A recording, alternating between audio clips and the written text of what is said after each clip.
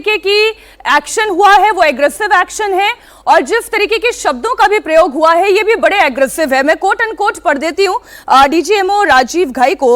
उन्होंने कहा, ऑपरेशन सिंदूर की एयर डिफेंस की कार्रवाई के हमें संदर्भ को समझने की आवश्यकता है। उन्होंने कहा, आतंकवादी गतिविधियों के कैरेक्टर में बहुत बड़ा बदलाव आया है।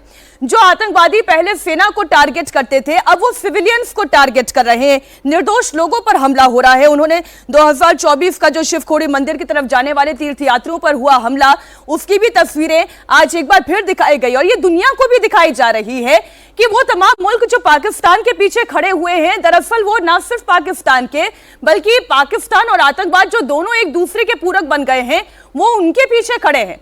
लेकिन भारत अब इसे और बर्दाश्त नहीं करेगा और अब ये लड़ाई नेक्स्ट लेवल जाएगी। सर बिल्कुल ठीक बोला है डीजीएमओ ने, और आपने जो विश्लेषण किया बिल्कुल ठीक किया है।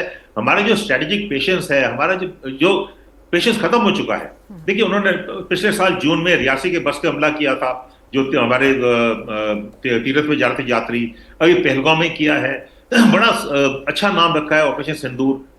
इसका हमने बदला लिया है, ये प्यूनिटिव ऑपरेशन था, और प्यूनिटिव ऑपरेशन हमने जो टारगेट चुने हैं, जो हमारी देश ने, जो हमारी सेना ने टारगेट चुने हैं, बहुत ही अच्छे टारगेट चुने उन्होंने सिर्फ नो टेररिस्ट कैंप को, और ये एलसी पर ही नहीं है, ये इंटरनेशनल बाउंड्री पार करके पाकिस्तान में जो है मुरीदके में और बाकी जो उनके हेडक्वार्टर्स हैं और बाकी जो उनके टेररिस्ट ट्रेनिंग कैंप है उनको डिस्ट्रॉय किया है।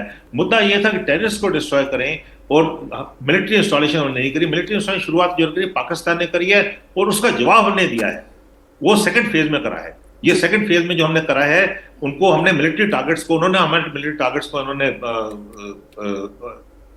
ऑब्जेक्टिव बनाया और हमने वापस उनका हमला किया। तो बहुत ही मैच्योर सा हमने जो है एस्केलेशन का हमने करा है, और हम ये भी हमेशा बताते हैं, 7 मई से उनको बता रहे हैं कि एस्केलेशन जो है हम नहीं चाहते हैं। हमारा मुद्दा था आपको टेररिस्ट को खत्म करने का, वो हमने अचीव कर लिया है। नॉन एस्केलेटरी है, वो फॉरेन सेक्रेटरी की स्टेटमेंट बड़ी ठीक थी। हमारे जो इनिशियल ब्रीफिंग्स थे उसमें बड़ा साफ सुथरा था।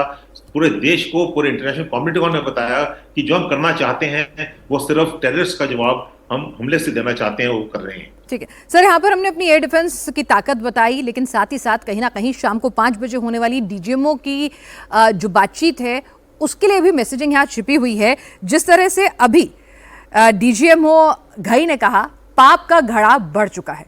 जब शाम 5 बजे, जो एक टेंटेटिव टाइम है, जब दोनों काउंटर पार्ट्स बात करेंगे, ये बातें तो उन्होंने भी सुनी होंगी, तो कितना साइकोलॉजिकल प्रेशर रहता है इस तरह की स्टेटमेंट्स का? Because you have served like one. Yes, I have served. ऐसा है कि हम हर एक इंडिकेटर देखते रहते हैं, और ये बहुत नाप तोल के काम किया जाता है, कोई ऐसे जल्दी में किया जाता है, इसके एनालिसिस किए जाते हैं। हमने एक सिग्नल उनको भेजा है, वो उसका क्या जवाब देंगे, उसका जवाब मैं बता सकता हूँ क्या देंगे। वो अपनी जो जनता को, पाकिस्तानी को नहीं बता सकते कि हम अभी कमजोर पड़ रहे हैं। तो वो 3-4 जो जवाब होंगे उनके, एक पाकिस्तानी जनता के लिए होगा, एक इंटरनेशनल कम्युनिटी के लिए होगा, एक हमारे देश के लिए होगा, एक हमारी फौज के लिए होगा। 3-4 स्तर पे ये उनका जवाब आएगा इसमें, और वो इसमें डिस्कशन करेंगे। अभी 5 बजे डिस्कशन में हमारे जो एम है बड़ा क्लियर है। हमने उनको बता दिया है कि हमने जो करना था हम कर बैठे हैं, अगर आपने बढ़ाना है आप बढ़ाइए, हमारी तरफ कोई प्रॉब्लम नहीं है। हमने आपका एयर डिफेंस निकाल दिया है, हमने अपना काबिलियत दिखा दी है, हमारी मिसाइल्स बिल्कुल एक्यूरेट हैं, हमारे हमले बिल्कुल एक्यूरेट हैं। हमने कोई सिविलियन टारगेट को हमने ना निशाना बनाया है, ना हमने उसमें कोई नुकसान करा है। आप मिलिट्री टारगेट करना चाहते हैं मिलिट्री टारगेट करिए, जहां करना चाहते हैं करिए, लेकिन हम टेरर एक्सेप्ट नहीं करेंगे अपनी टेरिटरी पर। ये बड़ा क्लियर है, और ये बहुत अच्छी चीज हुई है, क्योंकि अगर आप देखें 2016 के बाद जब हमने सर्जिकल स्ट्राइक की थी, उसके जम्मू एंड कश्मीर के बाहर कोई भी टेररिस्ट हमला नहीं हुआ है। उससे पहले हमला होता था, चाहे मुंबई में हुआ, दिल्ली में हुआ, दिवाली बॉम्बिंग्स हुई, मुंबई 26/11 हुआ, कोयम्बतूर में हुआ, बेंगलोर में हुआ, कलकत्ता में हुआ, हर जगह, अहमदाबाद में, हर जगह होता था ये, ठीक है। लेकिन 2016 के बाद, जम्मू एंड कश्मीर के बाद नहीं हुआ है। और अभी एक बहुत बड़ा हमला हुआ है पहलगांव में, लास्ट ईयर जून में भी 2-3 लगातार हुए थे। पहलगांव का जवाब हमने अभी उनको दिया है कि हमारा जो घड़ा भर चुका है, आपके पाप का घड़ा भर चुका है, उसकी कीमत चुकानी पड़ेगी, और कीमत चुका रहे हैं वो। और अगर वो इसको खत्म नहीं करेंगे तो ये बार बार होगा, क्योंकि हमारी पब्लिक जो है अभी उनका जो है बिल्कुल जैसे कहते हैं पाप का घड़ा तो बढ़ चुका, हमारा भी पेशेंस खत्म हो चुका है। हम भी कितना सहन कर चुके हैं, और सहन करने को हम तैयार नहीं है।